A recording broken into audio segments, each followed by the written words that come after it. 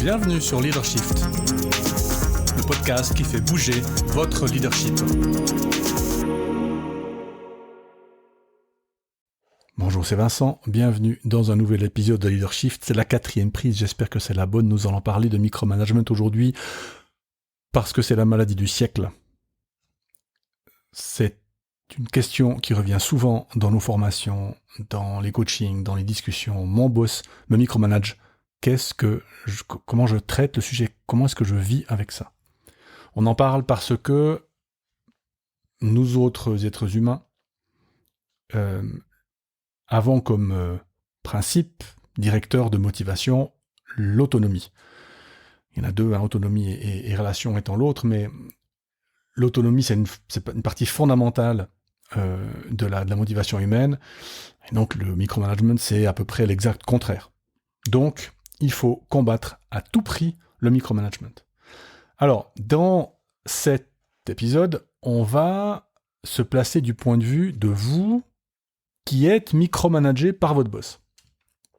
On parlera à la fin de l'épisode de ce que vous devez faire pour éviter. Mais on va se placer du point de vue où vous êtes micromanagé par votre boss. Comment faire, quoi faire, comment s'y prendre. Dans cet épisode, j'espère pouvoir vous donner quelques pistes qui viennent d'un article de HBR, Harvard Business Review, dont le lien est dans les notes du podcast. 1, 2, 3, 4, 5 étapes. Autocritique, comprendre les intentions, vérifier les besoins, établir la confiance, demander du feedback. Voilà les 5 qu'on va prendre, évidemment, dans l'ordre. C'est toujours mieux. Autocritique. Dans ce qui fait que mon manager me micromanage, me contrôle, qu'est-ce qui est à moi? Qu'est-ce qui m'appartient? Est-ce que c'est moi qui suis en cause? Par exemple, est-ce que mon boss micromanage tous ses N-1? Ou pas? Si c'est pas le cas, est-ce que c'est parce que mon rôle est plus important, plus visible, plus sensible? Est-ce que la fonction ou ce que fait mon équipe comporte plus de risques? Par exemple, j'ai fait du support dans une entreprise dans laquelle je faisais aussi le support VIP. Dans ces VIP, il y avait des collègues, voire les chefs de mon chef. Pas besoin d'avoir fait 84 ans de psychologie sociale pour s'apercevoir que, pour mon chef, c'était une situation risquée, sensible. Donc, il allait évidemment vouloir savoir à la minute près tout ce qui se passait avec ses clients importants, avec ses collègues, avec son chef ou sa chef. Donc, est-ce que dans la manière que j'ai de me comporter avec lui ou avec elle, avec mon chef, est-ce qu'il y a des choses qui m'appartiennent? Et en fait, on va se concentrer, dans cet épisode, sur ces facteurs-là, sur les facteurs sur lesquels nous pouvons, nous, avancer. Donc, la première chose à faire, avant de hurler à la mort en disant « mon chef est un mauvais chef, ma chef, ma directrice est une horrible micromanager », certes, mais commençons par nous, autocritique. Number 2, comprendre les intentions. On a vu l'épisode 126, alors vous me direz ça fait un certain temps, puisqu'on est à l'épisode 240, mais les intentions sont importantes. Puisque vous vous souvenez, l'épisode 126, c'est l'épisode du feedback où on dit que avant de critiquer quelqu'un pour quelque chose qu'il a fait, on peut d'abord lui demander des intentions. Mais t'as fait ça, mais qu'est-ce que t'essayes d'obtenir finalement?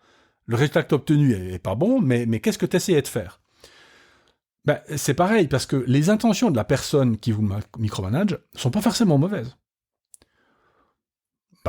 On peut par exemple parler des handicapés de la confiance. Les gens qui, pour des raisons développementales, des raisons d'historique personnel, ont de la peine à faire confiance. On peut aussi parler du contexte peu propice, la culture d'entreprise par exemple. Imaginez que vous bossez dans une culture d'entreprise, dans une entreprise dans laquelle la culture est hyper contrôlante, très serrée, avec beaucoup de processus, beaucoup de contrôle. Votre chef peut être finalement qu'appliquer la culture ambiance d'entreprise. Peut-être que, autre raison pour laquelle les intentions ne sont pas forcément négatives, ça peut être une question de pression. Les résultats ne sont pas bons, les marchés stagnent, son chef vient d'y en mettre une derrière la nuque, donc bon, voilà. C'est pas parce que votre chef vous micromanage que c'est une mauvaise personne. Voire même qu'un mauvais micromanager. Moi, j'ai un manager qui m'a dit, moi, je suis pas micromanager, mais c'est comme ça que ça se passe dans cette entreprise, donc je m'adapte. Alors on pourrait discuter 4 ans de savoir si c'est une bonne chose ou une mauvaise chose, mais donc comprenez les intentions, les raisons pour lesquelles votre chef vous micromanage. Comme vous avez déjà fait l'autocritique, il y a peut-être déjà ici des liens que vous allez faire. Troisième chose, vérifiez les besoins. 3 questions fondamentales que vous allez poser à votre chef la prochaine fois que vous le ou la voyez. Vous êtes prêts? Vous êtes connotés? Bon, question numéro 1. Comment puis-je t'aider? Question numéro 2. De quoi as-tu besoin de ma part?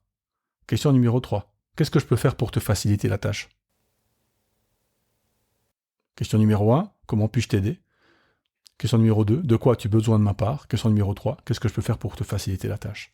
On n'a absolument aucun problème à faire ça avec nos collaborateurs. On adore ça avec nos collaborateurs. Parce que c'est le beau manager, bienveillant, machin et tout. Bon, j'ai pas encore eu une bonne raison de ne pas le faire avec votre chef. Oui, mais c'est un micromanager. Oui, mais vous voyez, c'est des cycles. Comme vous n'y avez jamais demandé, du coup, vous ne pensez pas que c'est important. Comme c'est pas important, vous ne le faites pas. Comme vous ne le faites pas, il vous le demande, donc il contrôle. Donc comme il contrôle, bon, etc., etc. Donc, vous allez lui poser ces 3 questions. Comment je peux t'aider? De quoi tu as besoin? Et puis, qu'est-ce que je peux faire pour te faciliter la tâche? Et vous allez voir un certain nombre de choses que vous n'avez pas du tout calculées. Vous n'avez pas du tout checké. Vous allez voir, par exemple, que votre chef n'aime pas quand je sais pas moi, vous oubliez le rapport qu'il lit jamais. Ben oui, mais voilà. Peut-être que vous allez découvrir que votre chef a peur des répercussions d'un mauvais calcul, de je ne sais quoi. Donc du coup, il vient vérifier si vous avez fait le calcul correctement. Enfin, etc., etc. Donc, 1, faites votre autocritique. 2, comprenez les intentions de la personne qui micromanage. 3, vérifiez ses besoins. Numéro 4, sans aucune surprise, établir la confiance. Le micromanagement, c'est pas qu'une question de confiance. Hein. On a parlé de la situation qui comporte un certain degré de risque. Ça fait partie du calcul de la confiance. Mais vous avez, vous, un rôle à jouer. Donc, cherchez à savoir ce que vous devez faire pour la mériter et l'obtenir, cette confiance. Épisode 127. Compétence, fiabilité, bienveillance. Ce sont les 3 composantes essentielles que chaque humain mesure avant de faire confiance ou de donner sa confiance. Compétence, fiabilité, bienveillance. Auto-évaluez-vous sur ce qui est important pour lui ou elle sur ces 3 critères. Donc vous mettez en ligne les réponses aux questions que vous venez de poser. Comment puis-je t'aider? De quoi as-tu besoin de ma part? Qu'est-ce que je peux faire pour te faciliter la tâche? Vous mettez les réponses. Livrer les rapports à temps, m'indiquer quand il y a un problème qui me touche, tenir à jour la documentation. Enfin, vous faites la liste. Hein. Puis après, vous faites 3 colonnes. Compétence, fiabilité, bienveillance. Pour chacune de ces tâches, vous posez la question, est-ce que je le fais bien? Est-ce que le résultat que j'obtiens est bon? Compétence. 2. Est-ce que je le fais tout le temps? Est-ce qu'il peut compter dessus? Est-ce que les yeux fermés, il peut aller chercher le machin? 3. Est-ce que je veux du mal à mon chef? Sur cette tâche, est-ce que ça me casse les pieds, je râle chaque fois qu'il faut la faire, je fais des petits commentaires en biais lors des réunions?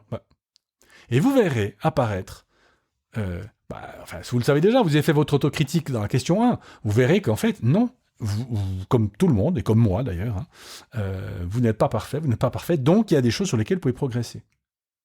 Donc, travaillez sur ces éléments de confiance, et magiquement, normalement, pour ce qui vous concerne, eh bien, le micromanagement devrait diminuer. Et enfin, 5e étape, demandez le feedback, évidemment. À la fin, étape cruciale, allez chercher l'info sur les ajustements que vous avez faits. Bon, ça marche mieux, ça marche pas mieux. Hein, chef, qu'est-ce que t'en penses? Demandez-lui pas s'il vous fait confiance. Il va pas vous dire, il va vous dire non. Il va vous dire oui. Mais posez des questions critiques. Ah, t'as vu, hein, les 4 dernières semaines, le rapport, il était, bon, ça joue comme ça? Il va vous dire oui. Ok, là, vous savez que vous avez grimpé un petit peu au niveau confiance. Et quand tout ça est fait, alors c'est pas dans les notes du podcast, hein, mais quand tout ça est fait, alors là, vous pouvez commencer à parler de micromanagement avec lui ou avec elle. En disant, écoute, voilà, tu vois, l'autre jour, t'es venu demander, faites-lui un feedback. Hein, SCIIA, épisode 127. 126, pardon. écoute, l'autre jour, tu vois, le rapport, machin, l'autre jour, t'es allé demander à quelqu'un dans l'équipe, voilà, qu'est-ce que tu cherches à faire, comment je peux t'aider, est-ce que je peux te faciliter la tâche. Bon. Et quand vous aurez fait tout ça, et qu'il vous dit non, mais tu sais, moi je fonctionne comme ça, ben, voilà. Vous avez fait ce que vous pouvez. Puis maintenant, vous avez une décision à prendre. Si ça vous convient pas, vous partez. Ah oui, mais c'est injuste. Oui, mais bon. Je pense pas que de faire partir quelqu'un, c'est ni très moral ni très utile, mais adaptez-vous. Alors, j'entends au fond, là, qui disent « Ouais, mais bon, mon chef, c'est un con, je l'aime pas. » Bon. Épisode 134. N'essayez pas de le changer. Ça sert à rien. Enfin, ça sert à rien. Imaginez-vous, quoi. Il en a 4, 5, 6 des comme vous, hein. Donc, il va pas changer pour vous. Alors, si les 5, 6, vous lui dites que, peut-être qu'il y a une maigre chance que. Mais bon, s'il a 55 ans, moi j'en ai 54, je peux vous dire, c'est pas facile. Donc, n'essayez pas de le changer. Testez plusieurs manières de faire. On sait jamais, d'un coup, il y en a une qui fonctionne, sur laquelle vous allez pouvoir capitaliser. Mais essayez plusieurs choses. Hein, ici, je vous ai donné 5 étapes. Faire l'autocritique, comprendre les intentions, vérifier les besoins, établir la confiance, demander du feedback. Il y a bien quelque chose qui va fonctionner. Et aussi, dernière recommandation de l'épisode 134, développez votre propre réseau pour ne pas dépendre uniquement de votre chef.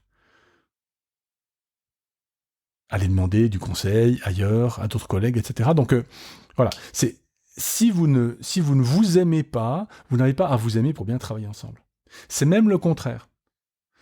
En faisant une partie des choses que je vous recommande là, enfin qui sont recommandées par HBR du coup, mais vous verrez que le fait de travailler d'une autre manière ensemble va modifier la relation. On a tendance à penser qu'il faut d'abord travailler sur la relation pour ensuite pouvoir travailler sur le travail, si on veut bien. On peut commencer par le contraire. C'est une des grandes leçons que moi, en tout cas, j'ai apprises de la méthode de négociation de Harvard, dont on parle dans je ne sais plus quel épisode, 27 je crois, où en fait, vous commencez par négocier un protocole de collaboration, et du coup, les gens voient qu'ils arrivent à bosser ensemble, du coup, ils s'apprécient un peu plus, du coup, la relation est meilleure, et hop, on repart dans l'autre sens. C'est pareil avec le micromanagement. Plutôt que de dire il est mauvais, elle est nulle, c'est pas une bonne manager, elle fait pas ce que Vincent y dit, bon, peut-être, mais commencez par faire ces 5 étapes, par essayer d'être concrètement dans l'apport de résultats, et puis ensuite, vous allez pouvoir commencer à discuter de micromanagement. Alors, tout ça, c'est quand vous êtes micromanagé, mais vous, est-ce que vous micromanagez? Alors, vous allez reconnaître des choses ici, dans le contrôle, Alors, je sais pas si je ferai un épisode uniquement sur vous en tant que micromanager, mais ça pourrait être rigolo, tiens. Moi, micromanager. Bon, peut-être je ferai ça. Mais en tout cas, vous, en tant que micromanager, posez-vous des questions sur vos collaborateurs, vos collaboratrices. Et puis peut-être que, d'ailleurs, les choses que je vous ai indiqué de faire en tant que subordonné, que collaborateur, proposez-les à vos collaborateurs. Dites-leur quelles sont vos intentions. Dites-leur quels sont vos besoins. Parlez-leur de confiance, de compétence, de fiabilité et de bienveillance. Donnez-leur du feedback. Vous voyez, toutes les choses qu'on a fait ici, on peut les retourner et que vous puissiez être, vous, proactive vis-à-vis de vos N-1. Voilà. Mort et sus au micromanagement, mais pas en critiquant. Plutôt en essayant d'être pragmatique et concret. Qu'est-ce que vous en pensez? À la semaine prochaine. Ciao.